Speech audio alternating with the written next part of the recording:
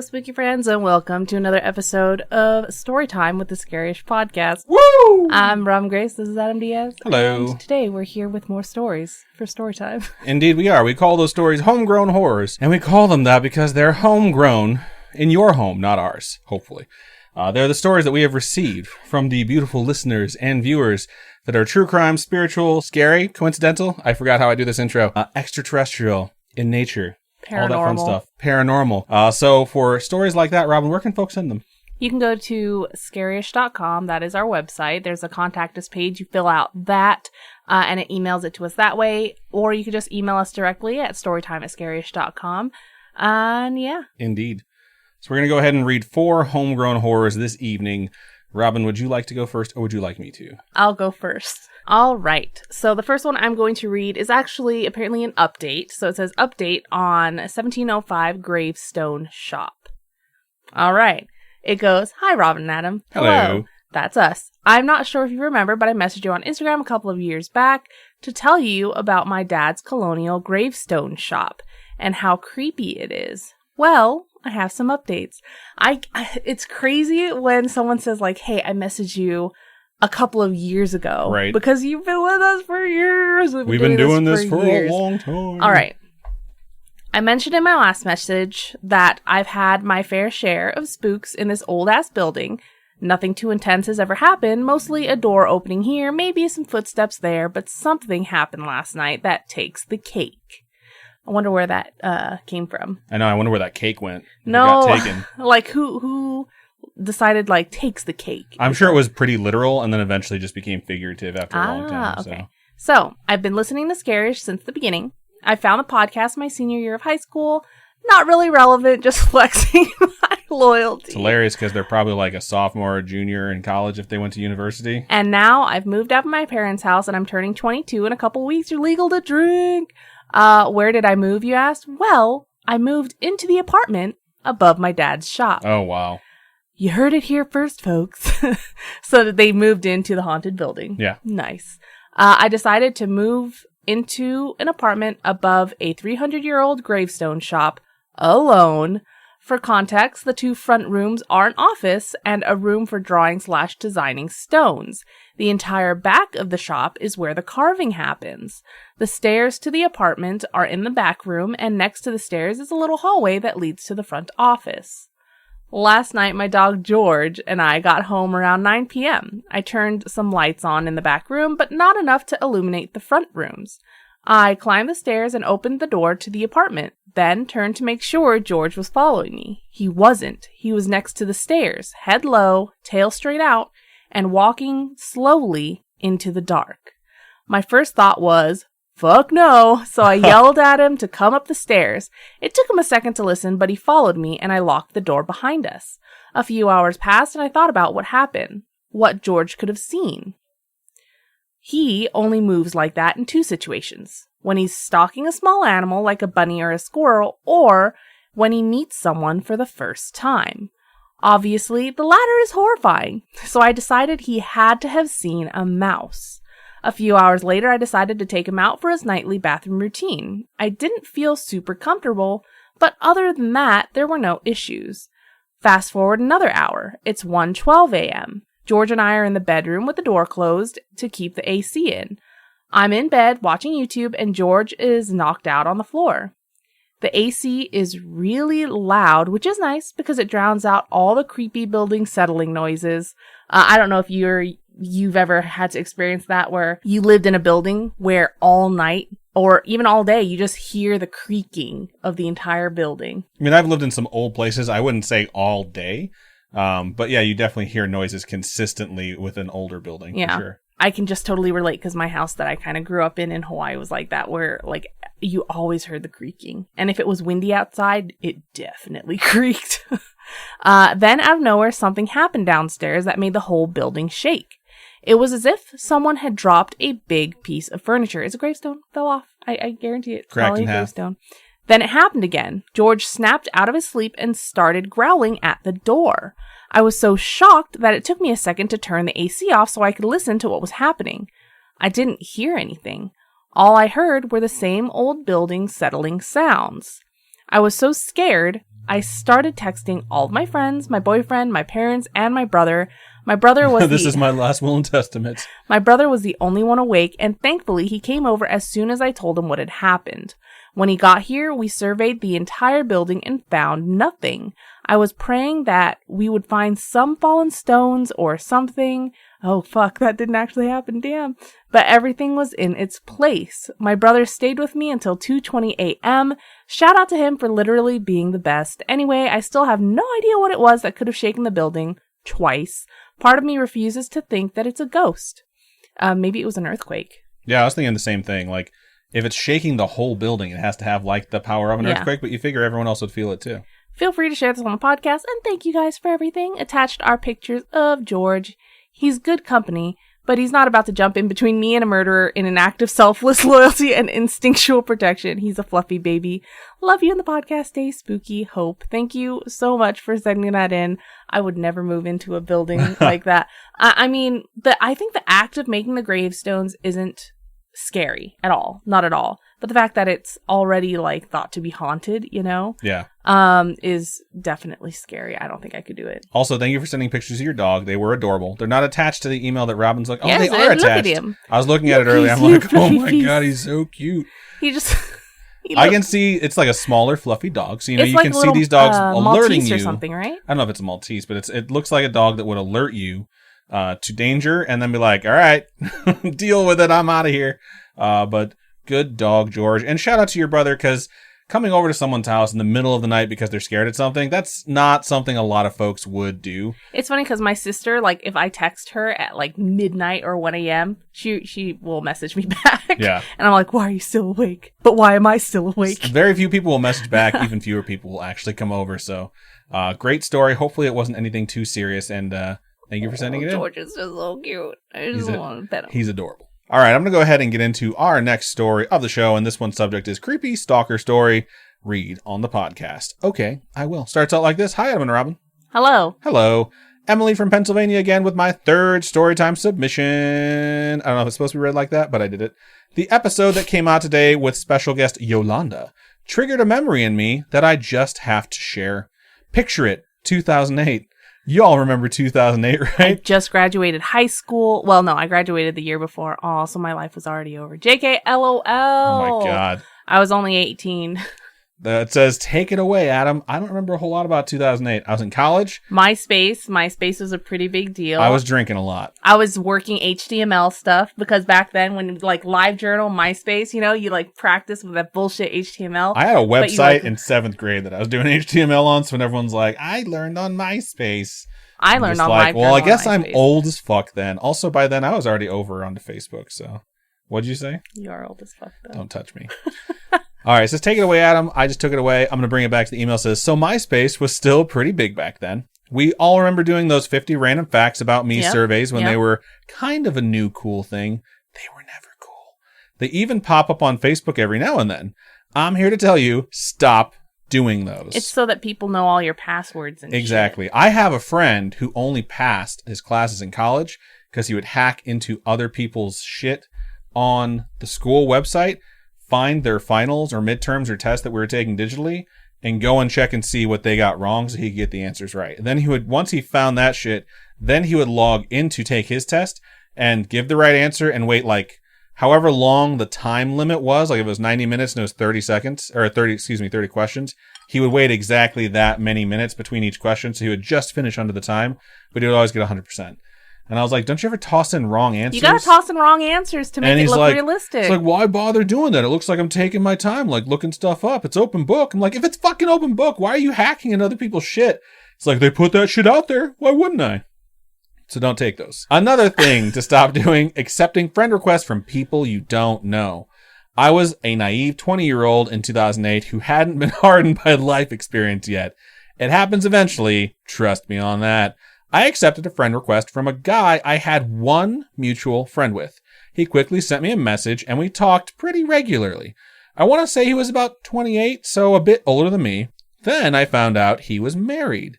Then he started talking about how he and his wife were trying to conceive and things weren't going well and she was never, quote, in the mood. Red flag. End quote, anymore. Red Huge flag. red flag. Ugh.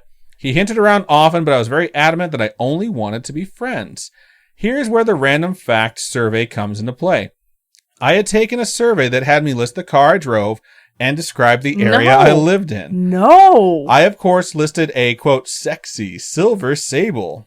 Ugh, facepalm, and, quote, on my family's 300-acre farm in the middle of nowhere. No. During a conversation with this guy, he mentioned working at a local pharmacy previously where my aunt also happened to work. So this guy knew my aunt and for some reason knew where my aunt lived, and he asked me if I lived on the same farm as my aunt. Shit. That's creepy. I, of course, played it cool and said, oh no, it's a different farm. The next day was my day off work. I'm sitting in my house all alone since everyone else was gone for the day, and this random red truck pulls in my driveway. Oh, no. The same driveway where my sexy silver Sable is parked. And the MySpace guy walks across my yard and up on my porch. Fuck that. I was terrified. No. I ran to the bathroom and hid on the floor. Thank goodness locking the front door is a habit for me because I have no idea what would have happened if he had gotten in the house. He knocked on the door a few times and then left. He tried to message me later to tell me he came to see me, but I think I blocked him because we never talked again. Please learn from my mistakes. If you have kids who are active on social media, warn them that things like this really do happen. I hope you enjoyed my creepy little PSA, and I hope it helps someone else avoid a creepy encounter like this someday. Keep on creeping on, but not this kind of creepy. Stalkers are fucking terrifying. Here's what I think is very important for people to learn from a story like this. The majority of our listener and viewer base is listed as female according to the gender emails that we get from like Facebook and Instagram. You know, there's gender male, non-binary, there's all the different ways you can identify. And like around 70%, like 65 to 70% identify as female.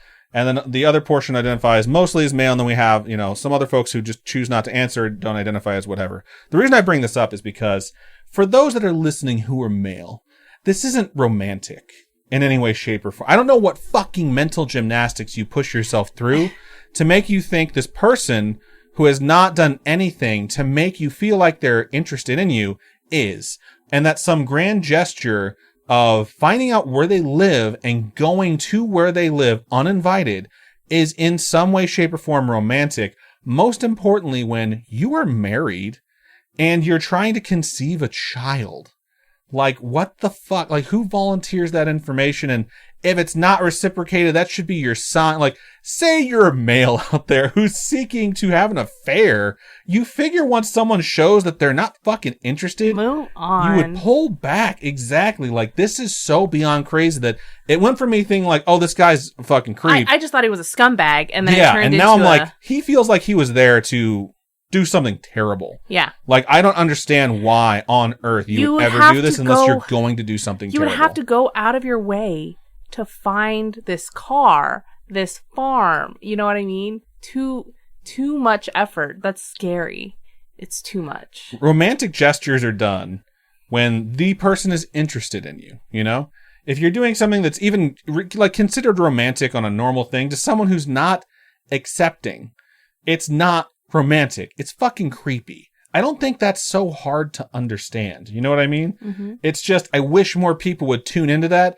And like, you just need, sometimes you don't have a friend that talks you down off the edge. Like, whoa, that's stalker territory, bro. Like, I like where your head's at, trying to find a way to like see if this girl's interested in you. But I think the reason that people wind up doing shit like this is because they deliberately don't bounce ideas like this off of other people. Because then they'd have to just admit out loud facts that would show this person's not interested in you. This is not reciprocated. And what you're doing is fucking creepy. It's like, don't live your life in denial and do stuff like this. So that's my little PSA for any dudes who are out there listening thinking something like this might actually be a good idea. It's fucking not. It's absolutely not. So that's it for me on my little soapbox. So before we move into our next story, we are going to take a really quick commercial break. And we're back. Before we move forward into the next email, I wanted Robin to explain something to me, but I decided that I was going to wait for the show. So I've mentioned before that growing up, there's a lot of programs I didn't watch that Robin did. And this is one I have heard of. So I noticed that people are posting a bunch about Blue's Clues. and I'm not exactly sure what Blue's Clues was. I have an idea, and I have an idea of why people are posting now, but I figured it would be best if you just explain it to me. All right, Blue's Clues was a kids show, and the main character was Steve. And Steve was just this guy, wore like a green striped shirt, and he liked to, to draw on his little notepad. He had a blue dog named Blue. So, was the dog real or was the dog animated? It was an animated dog. Everything was animated. The house was animated. The only thing that was real was Steve. Okay. And he had like a notebook, cute little notebook, and his pencil or crayon or whatever he drew with, right? And you would just go around trying to look for clues that what Blue was trying to tell you, right? Every episode. And was he investigating murders? No. It's like Blue would want something, so he would like put his paw print, a blue paw print, on stuff that points you in the direction of what he wants to do. Okay, so it wasn't like taking semen to the lab or anything like that. None of those clues. Ew. Fucking gross. I was thinking like CSI. We're clearing things up. Keep going. But he would, for every clue, he would draw in his little notebook a picture of the clue. So he was a sick ass artist too. But one day Steve left, right? One day Steve was like, I'm going off to college. See you later. Hops on. He introduces his brother.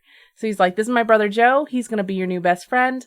I'm going off to college. He hops on a bus. You never see Steve again. Okay. That's intense. And so Joe. It's like when that Mountie died in that one really bad Canadian show. No. What was his name? Jack? Jack. What's the show? When Calls the Heart? Oh, fuck. When that... I don't even want to... Spoilers, if you just started that show. Strap on. But, that actor, he went on to do other stuff. Like, he was in The Rookie and stuff like that, so I'm not too sad. Steve? No! Get the back guy to Blue's from When Clues. Calls the Heart. I don't care about that. Okay, anyway. So, Joe takes over, and this is like late 1990s, okay? That this show came out. And so Joe takes over, and it's been 20 years, okay, since the show ended, I think. Just about 20 years. And a video just came out of Steve kind of explaining what happened. And so he's in his green striped shirt. I think he's bald now, but he was wearing like a baseball cap or something in the video. But he's just explaining, life is hard. Things happen. Let me explain like why I left. I went off to college. I lived my life just like all of you. You guys are starting your own families. You went to school and it's hard. Things are hard. Life is hard. And it's just really heartwarming. And this part sounds depressing. But he's just saying like, couldn't have gotten here without everybody's help, without all your help. He's like in character a little bit, And he's just like, and I'm glad that I can reach out to you this way and that we're still friends. And it's really cute and it's precious for somebody who like grew up with the show. It's just really sweet. I got on Instagram before the show and I tapped on stories just to see what people are posting. Because a lot of people that I follow have like small businesses. So if they post something, I try and interact with it. And I'm like clicking through and I'm like, who the fuck is this dude in this green shirt? And I'm just like, all right, cool. And then like I get to the next person, same thing. Next person, same. It's like 6 in a row of people of varying ages, from someone older than me to someone at least 10 years younger than me. And I'm like, what is happening right now? Who is this dude and why is he everywhere? His name is Steve. Now I know. So thank you for explaining that, because I know at least one person listening to this besides me at some point this week was probably like, who the fuck is Steve?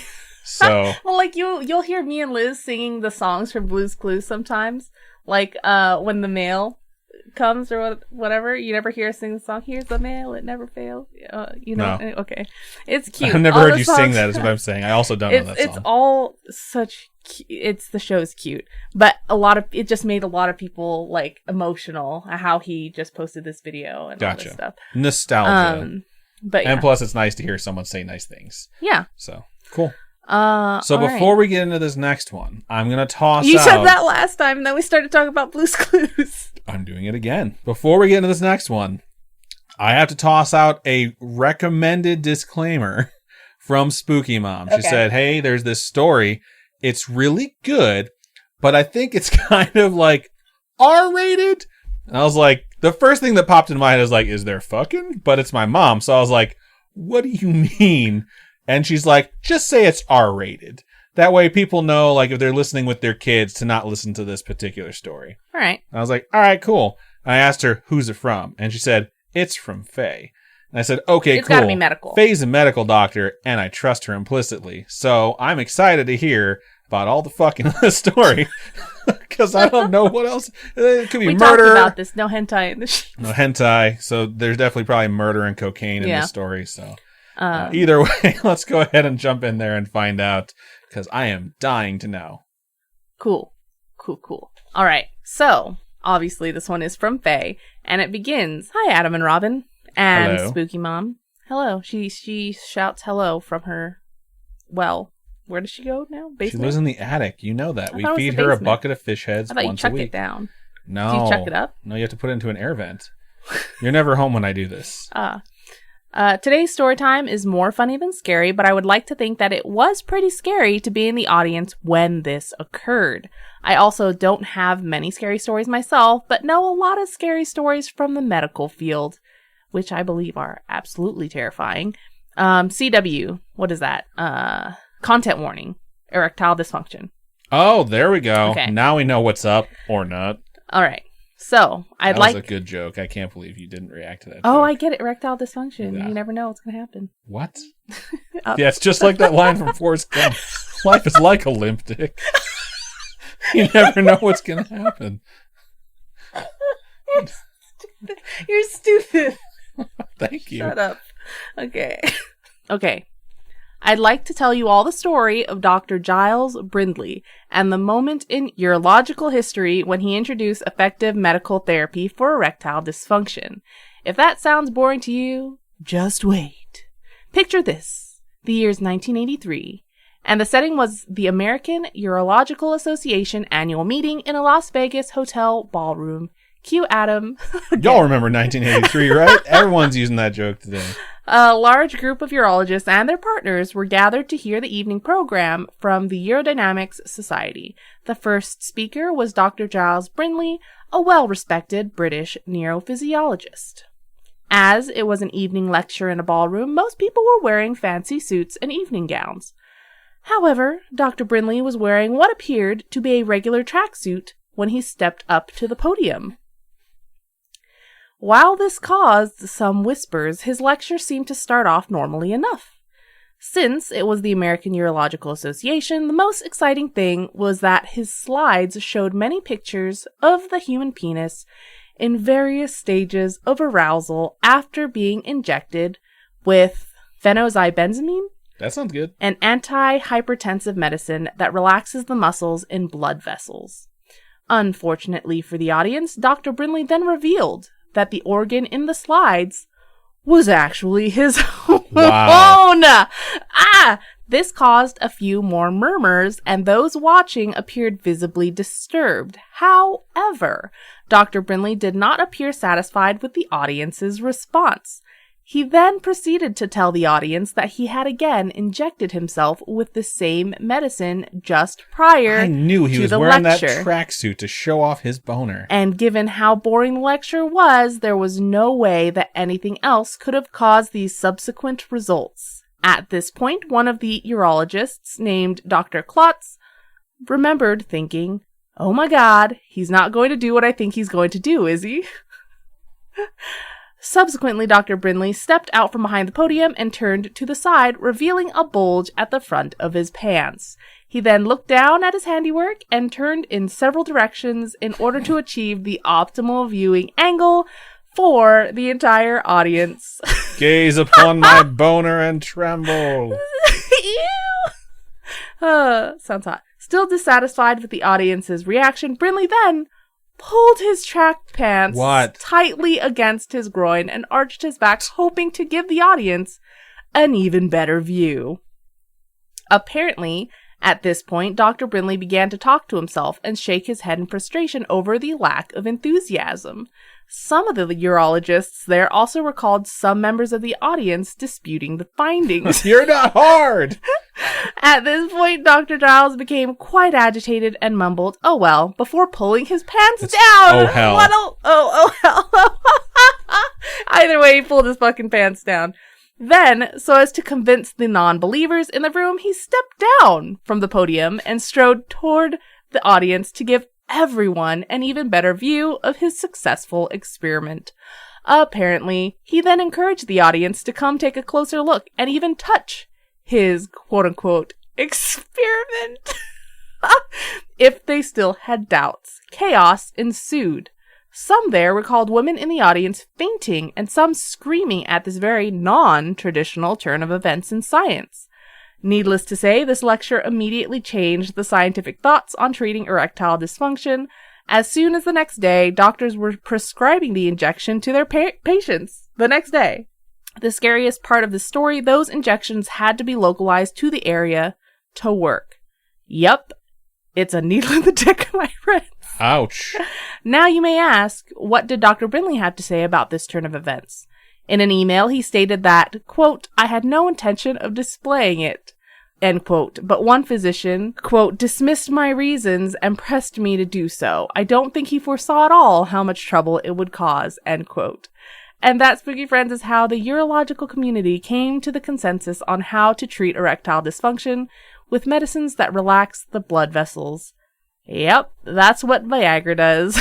Interesting, I did not know that. Oh, yeah, I knew that Viagra was discovered by accident because it was originally blood pressure medication. Oh. Supposedly going to, like, reduce people's blood pressure by relaxing whatever muscles that wound up just being... And, like, during the trials, everyone started getting boners, and they're like, oh, oops, also, yay. Thank you so much for all you do on this podcast and creating this great community, Captain Fake Guy. Thank you so much for sending that to us. Oh, also, there's an article included on it. Oh, imagine going to that and just like, I would, in this day and age, I feel like there would be people in the back just like laughing. That are just like, I think people would have been outraged in this day and age.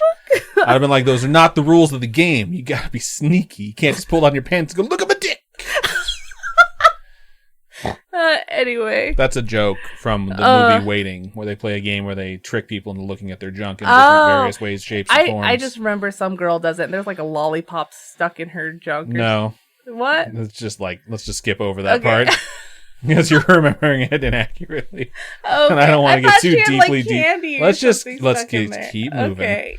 So, anyways, that was pretty hilarious. And I definitely would have been terrified if I would have been in that audience. So, good stuff. I would be laughing the whole time, just laughing. All right.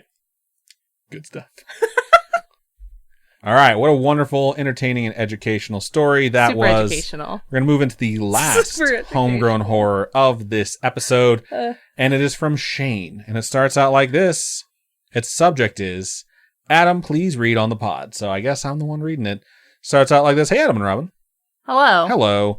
Thanks for the podcast. And that's it. Thank you so much for joining us. All no, right, I'm kidding. thank you. Bye. That's just how it starts. Thanks for the podcast. You are welcome. Thank you for listening. It's the only one I listen to, being introduced to you by my wife.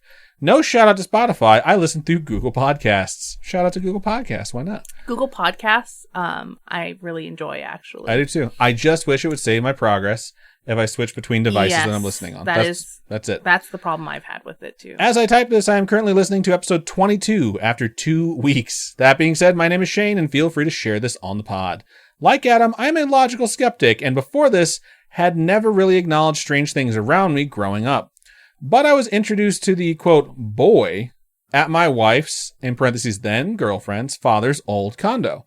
While there for the first time, we were sitting in the dining room talking, and I noticed something out of the corner of my eye downstairs in the basement area. Sorry, Robin. The basement area was only about 4 stairs down from the dining room.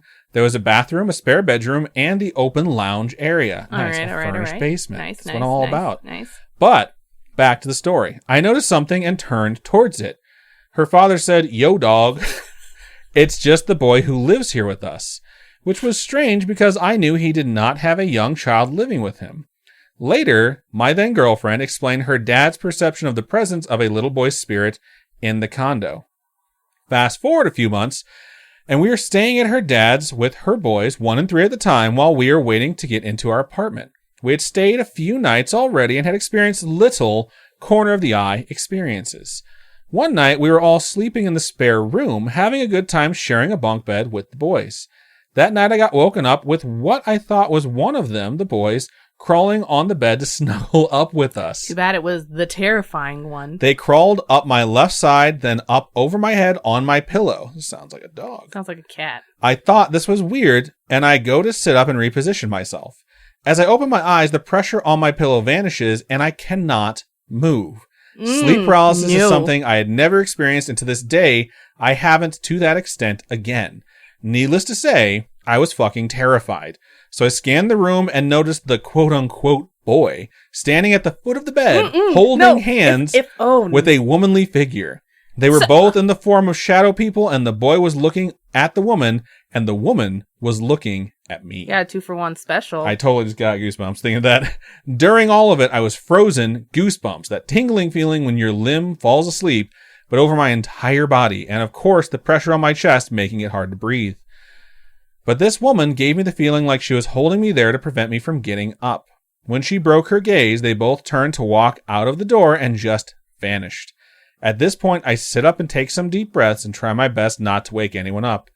I would be like, everyone wake up! We're fucking leaving right now! But you have 2 little kids, too. You know, you can't just scare you're them goddamn like that. right. I would pick them both up with one in each hand, throw them in whatever vehicle I had, and nope the fuck out. You'd pull a Haunting at Hill House? Fuck yeah, I would. Just toss them over. I'd be like, babe, get up. And I'd be kicking you like, let's go!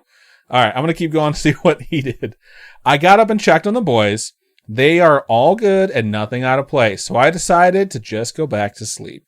The next day when I told my then girlfriend, who is very connected to weird shit like spirits, she told me that her dad had already told her about the woman's spirit that regularly sneezes in the basement. She had never told me about the woman or the sneezing. Sorry for the long story, but I am glad to be able to share with people who don't mock. The sneezing means someone's got to dust. That's funny. She's like in the basement like, y'all got to clean up down here. All right. I don't know why you gave her a southern accent, but I don't know. Because she's in the... It says because she's down. She's 4 steps down, therefore she's southern. All right. It says P.S. Basements are more than 4 steps down. He said in the fucking email it's 4 steps down. Okay, fine. Jesus, pay attention. P.S. Not a paranormal thing, just a fucked up thing that I wanted to share. At age 7, I convinced my mom to let me stay up and watch Nightmare on Elm Street with her. At 7? Why? It's a bad idea. My dad went to bed early. He ended up coming into my room while I was sleeping and started a chainsaw. Yeah, that was fun. There's no chainsaws in Nightmare on Elm Street. A few years later, I convinced my mom to watch Friday the 13th. Of course, my dad goes to bed early and all the lights were off in the house. My dad dressed in all black and opens my door wearing a glowing Jason mask and just stands in my doorway, not saying a word. I yell at him and tell him it's not funny. I turn around with my blankets over my head. Side note, it was an old creaky house and I didn't hear anything before he came into the room or when he left. That wasn't your dad! You guys are great and keep on creeping on. Thank you so much for sending that in. It's hilarious when parents do stuff like that. Because it's like your kid's trying to be brave and confront these scary things, but they also know that your kid's going to get scared and probably have nightmares. So it's like, why help when you can just make them worse? Which is really funny. Nightmare on Elm Street fucked me up, dude. That made me so scared. I didn't watch scary movies growing up. I think one of the only ones I watched was The Ring. Wow, that was out like late. Yeah, because my mom's thing was watching horror movies fucks your brain up and invites bad things into your life. I don't know about that. So it feels like watching the news does that nowadays. So, but either way, thank you so much for sending those in. We really appreciate it. Thank you so much to everyone who sent in their stories. We sincerely appreciate you sharing your stories with us. Sometimes they're fun and funny like they were tonight. Sometimes they're about dicks. And sometimes they can be serious. And either way, we thank you for trusting us to not criticize or be assholes about anything you send us. And we sincerely do take that seriously. So, pork chop sandwiches. Anyways, if you have a story you would like to send our way, please email storytime@scarish.com. You can also go to our website, scarish.com, and click on Contact Us. Fill out that form. It comes directly to us. You can also hit us up on any of our social medias. Facebook is facebook.com/scarishpodcast. Twitter is @scarishpod. Instagram is @scarishpodcast. Purple Monkey Dishwasher Robin. For folks who would like to donate to us, how can they do so? That last one was a Simpsons reference. Okay. You can go to patreon.com/scarishpodcast. Those are monthly donations. Tiers start at $1 where you get ad-free, which is awesome. You can also go to ko-fi.com/scarishpodcast. And those are one-time donations. All your donations go to helping us upgrade our studio setup, pay for the background things like website hosting, podcast hosting, All that background all stuff. the background stuff that costs fuckloads of money. And we're really thankful for everybody that helps support us and makes it possible, because we love making these episodes every week, and we really wouldn't be here without you. And thank you. Indeed. So that's everything we have for Storytime number 172. That's so Robin, Storytime 172. We've done a lot of episodes of this show. But Jeebus. Robin, go ahead and sign us out. Keep on creeping on, and we'll talk to you guys later. Bye-bye.